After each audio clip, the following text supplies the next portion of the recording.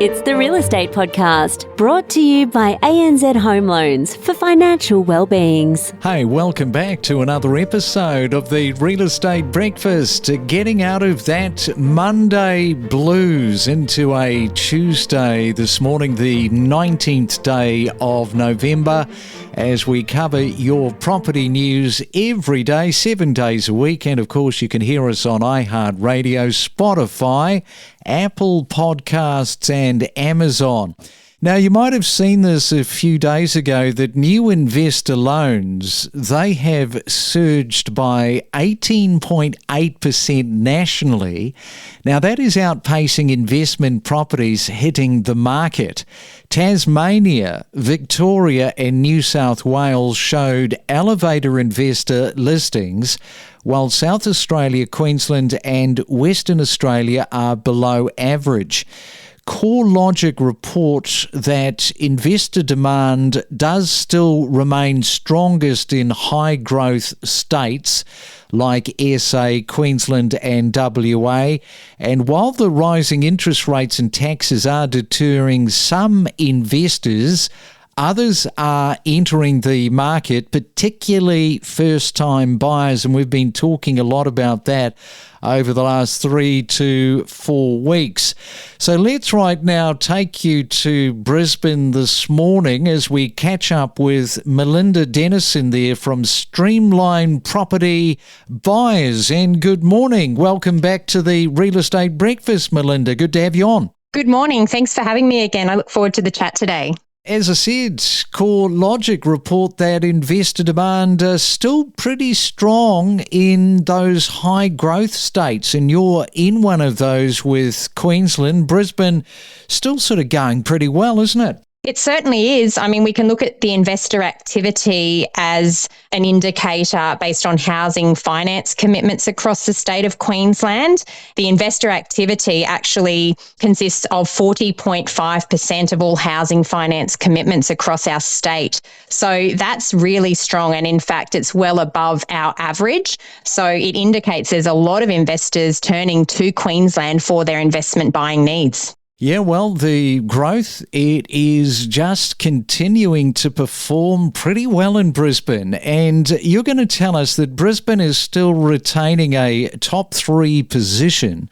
This is for capital growth in terms of monthly, quarterly and annual growth. So once again, it's all just positive stuff from your territory. Look, it is. I think that Brisbane alongside Adelaide and Perth have been the 3 capital city markets that have outperformed over the last 12 months. And when we look at the quarterly data, this is also the case. A lot of that is due to the fact that these capital city markets have fewer listings. That's the number of properties available for sale. So there's less stock for buyers to choose from. And when that is associated with a market where there's an elevated level of demand, we see prices increase, and that's what we've seen across these markets. Elevated price demand, that is going to continue into 2024, and we'll talk about that in a moment. But I do want to highlight the unit market there in Brisbane. What is going on? Because it continues to outperform and outpace the housing market. So perhaps just talk to that and why that is taking place. It's an interesting trend because historically speaking, this has not been the case in any capital city market around Australia. But when we look back over the last 12 months, and in fact over the last 2 years here in Brisbane, the unit market has significantly outperformed the house market. In the last 12 months alone, the unit market has increased 18.8% compared to the house market, which has increased 11.9%. And that's CoreLogic data. So you can see this strong outperformance, and a lot of that is potentially due to affordability constraints. The median house price in Brisbane now is just under $1 million. It sits at $974,000, whereas the median unit price is $669,000. So people that are constrained by affordability are looking to more affordable options, and they're willing to make a compromise on the property type that they're living in order to get into some of the more desirable locations. And that's a trend we've now been seeing here in Brisbane for the last 2 years.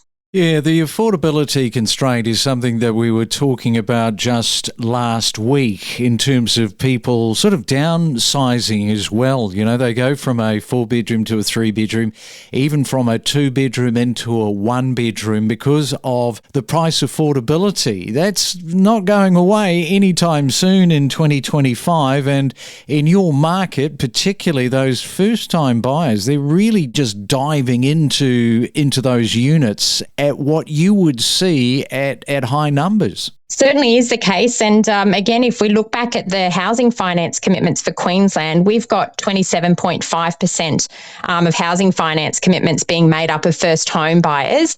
And a lot of those first home buyers are considering units and or townhouses here in Brisbane, because typically a first home buyer is shopping at the more affordable end of the market. And to buy a house in some of the areas of Greater Brisbane with an entry level budget, it means there's a huge compromise on location. And people today want to live a little closer to where they work. They want to be in locations that are more convenient with the lifestyle factors that they're looking for. And that's why we've seen this significant shift in the last couple of years. Yeah, so it's all sort of happening in Brisbane. We'll come back and we'll talk more about that market with Melinda after this.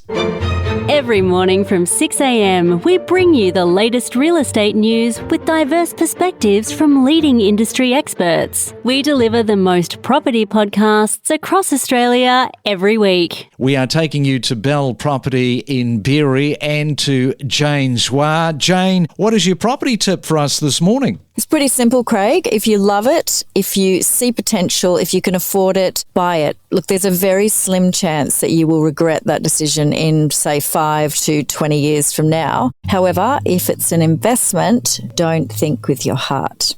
Have you had a property where you hesitated, might have been 10, 15, 20 years ago, and you thought, I should have really bought that property? Oh, Craig, I've got the reverse. I've got a property that I sold that I have to drive past every single day, and I've watched it go up by $1 million during that time. So yes, I think everyone has one of those skeletons somewhere. Yeah, and I've got exactly the same thing. Is yours involved with COVID? Because my property is where I sold it at the low end of the market and brings tears to my eyes. Actually, it wasn't COVID. It was I bought in the low end. I sold in the mid going on the way up. Then COVID hit. Then it really got good. And then I had to drive past it. Oh, well, thankfully I don't have to drive past mine. Hey, enjoy your day.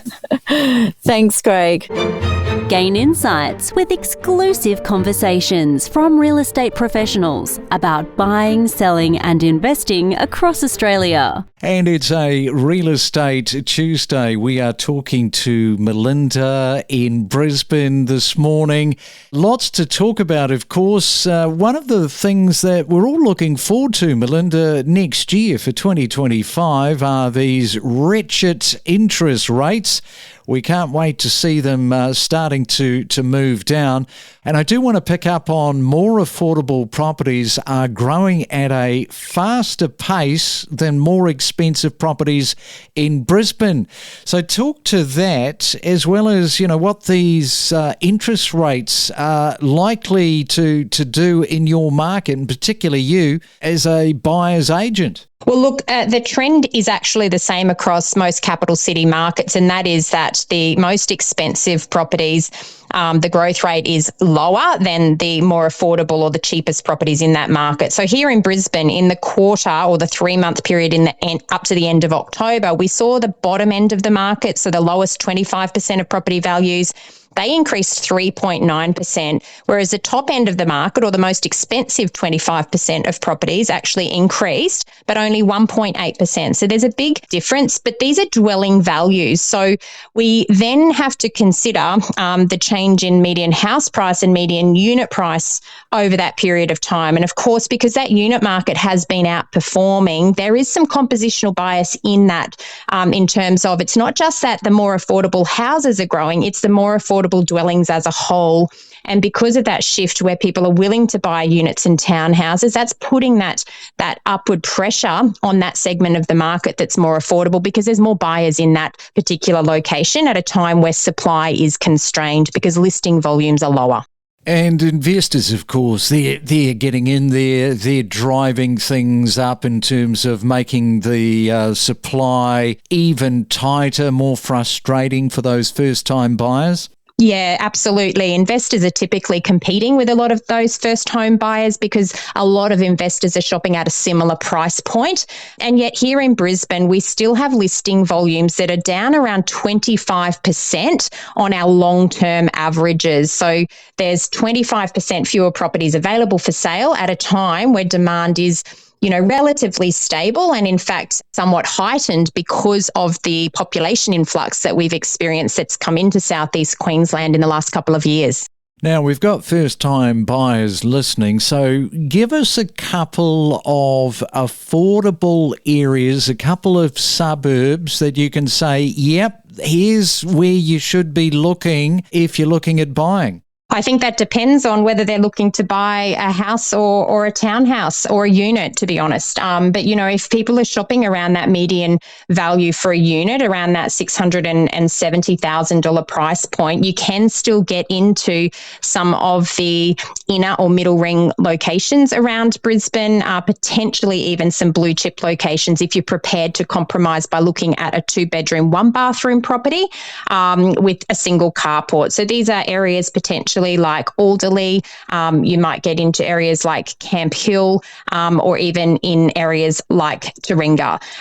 If you're looking for a house, you definitely have to move a lot further out because buying a house with a budget around $670,000, you'll be in areas much further away from the city in greater Brisbane locations. 2025, Melinda, not too far away, not long to wait. What are you hoping to see next year in your market? Look, I think all buyers are hoping to see more stock. So we hope to see more listings come to the market because obviously buyers want more choice. And when there's limited supply or limited properties that are coming to the market, it creates competition whereby more buyers are competing for the same properties. And that's what puts that upward pressure on prices. Of course, with interest rates expected to come down at some stage in the first 6 months of 2025, we do expect that may have more of an impact on the demand side. People will improve their affordability. And of course, people that have been sitting on the sidelines, that might be the motivation for them to get into the market. So of course, we do expect that we're going to see more demand as interest rates come down, but we'd really like to see the supply boosted to create more available options for buyers in the market. And just before I let you go, anything weird that happened in 2024? Anything that sort of jumps out at you across the year in Brisbane there with all those transactions? I absolutely think that the bank of mum and dad has become something that's very evident in the Brisbane market. We have seen some very strong and aggressive bidding from parents who are supporting their adult children to get into the market. Some of the prices that people have paid have been well above the objective value range based on our assessment as buyer's agents. So there's a lot of emotional buying out there for people wanting to get into the market, and there's still some FOMO in the market, and that is that fear of missing out. Yeah, the FOMO is with mum and dad. All right, we'll wrap it up there. Thanks so much, Melinda. Enjoy your Tuesday, and thanks for coming back on to the Real Estate Breakfast. I appreciate your time and thanks for having me again. Don't navigate the real estate market alone. Let us help guide you in the world of real estate every day. Make better informed decisions with the latest news and insights. We connect you to the best real estate information across Australia. The Real Estate Podcast.